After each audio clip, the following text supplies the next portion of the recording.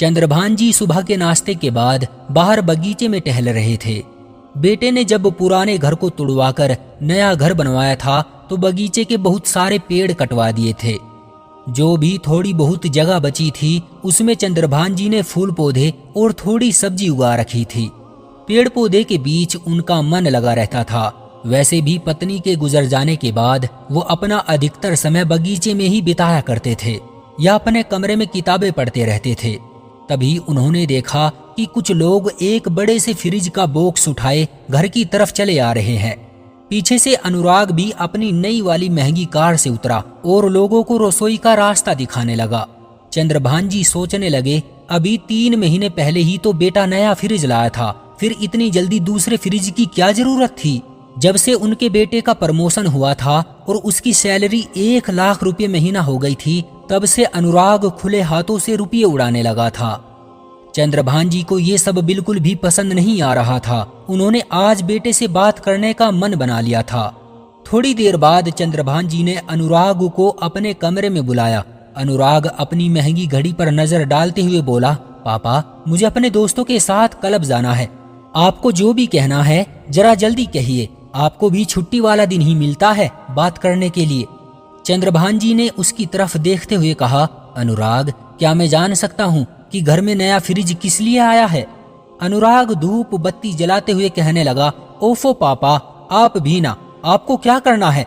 वो पुराने वाला फ्रिज छोटा था और ये नया मॉडल का फ्रिज मुझे मार्केट में दिखा तो मुझे पसंद आ गया, इसलिए मैं ले आया। उसे आपको क्या करना है।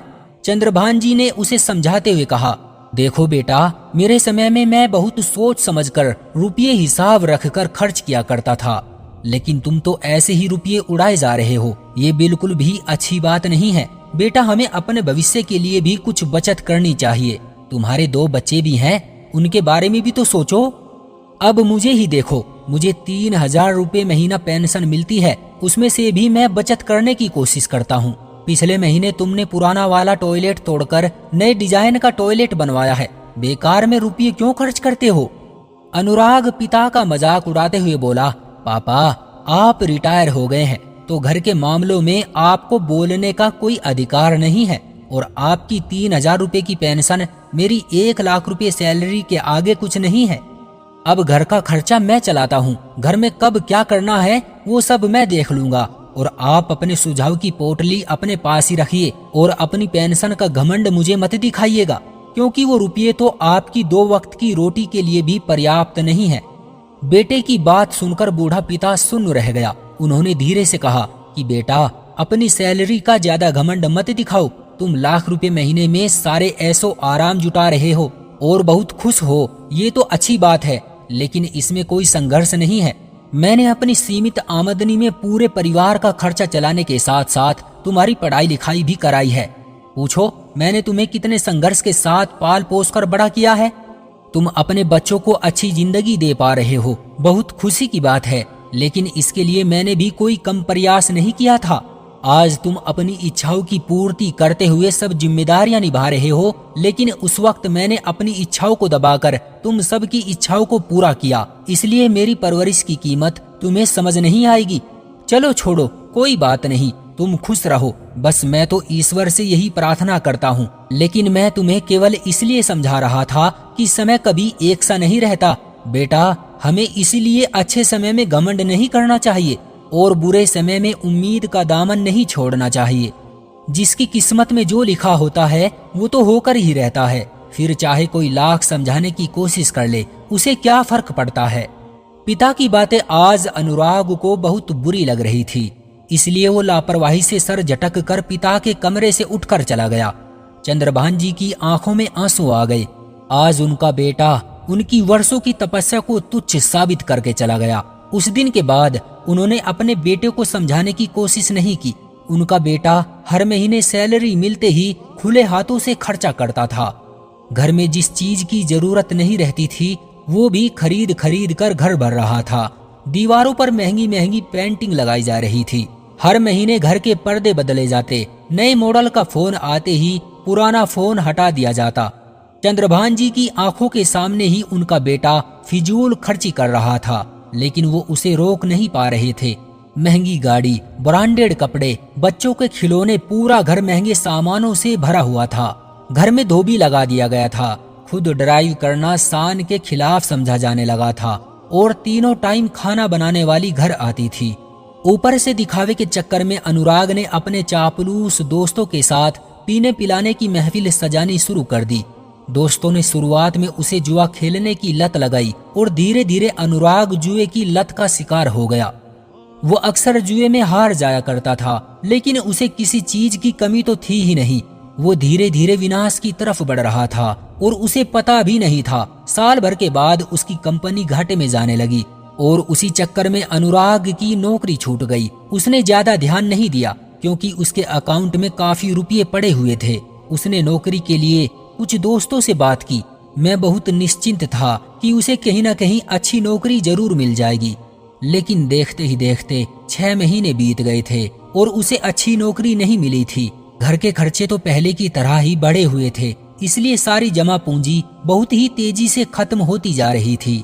अब तो अनुराग की पत्नी को भी घर गृहस्थी की चिंता सताने लगी थी। उसने अपने पति को समझाया कि कोई छोटी मोटी नौकरी ही कर ले, लेकिन अनुराग ने इसे अपनी इज्जत का पर्सन बना लिया और बोला, मैं छोटी मोटी नौकरी नहीं करूंगा, जल्दी ही मुझे नौकरी मिल जाएगी।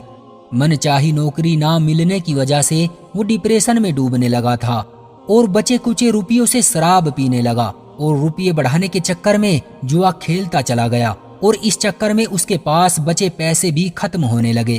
तब उसके जुआरी दोस्तों ने भी उससे मुंह मोड़ लिया। उसकी पत्नी को मजबूरन सारे नौकरों को काम से हटाना पड़ा। बच्चों की स्कूल फीस भरने तक मुश्किल हो गई थी।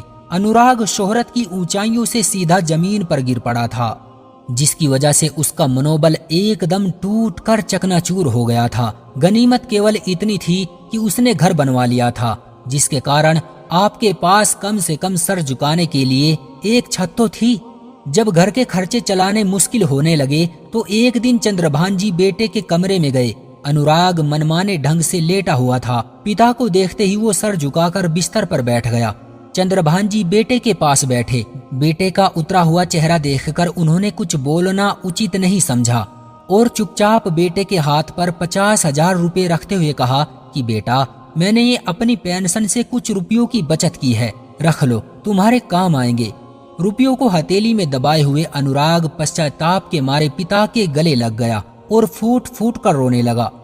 इतने दिनों से दबा हुआ उसका दुख आंसुओं के रास्ते बह निकला। उसने भरे गले से कहा, पापा, मुझे माफ कर दीजिए। अपनी जिंदगी में कितने अच्छे दिन आए थे। मैं चाहता तो रुपयों की बचत करके अपना विकास कर सकता था, लेकिन दौलत के नशे ने मुझे पागल बना दिया। मैं ये सोच ही नहीं पाया कि वक्त हमेशा एक जैसा नहीं रहता। मुझे भविष्य के लिए कुछ बचत करनी चाहिए थी।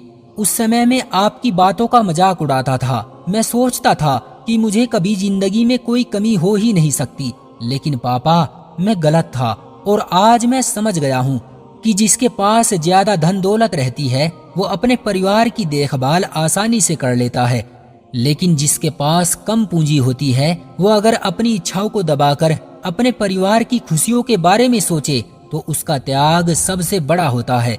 मैंने कभी कोई त्याग थोड़ी ना किया था। मैं तो अपनी सारी आवश्यकता को पूरा करने के साथ सबको खुशियां दे रहा था, लेकिन आपने अपने जीवन काल में बहुत संघर्ष किए हैं, उनका मुकाबला मैं नहीं कर सकता। हो सके तो मुझे माफ कर दीजिएगा।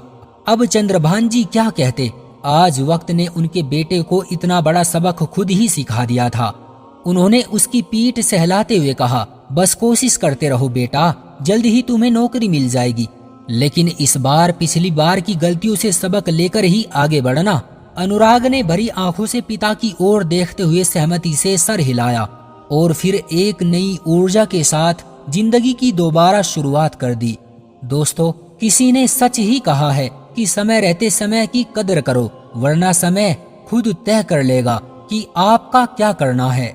आपका इस कहानी के बारे में क्या कहना है, कमेंट करके हमें जरूर बताएं। वीडियो को लाइक कर दीजिए और इसी तरह की कहानियां लगातार देखने के लिए चैनल को सब्सक्राइब करके घंटी को दबाकर ऑल पर सेट कर लीजिए, ताकि आने वाली वीडियो का नोटिफिकेशन आपके पास तुरंत पहुंचे। मैं मिलता हूं आपसे अगली वीडियो में, तब तक के लिए धन्यवाद।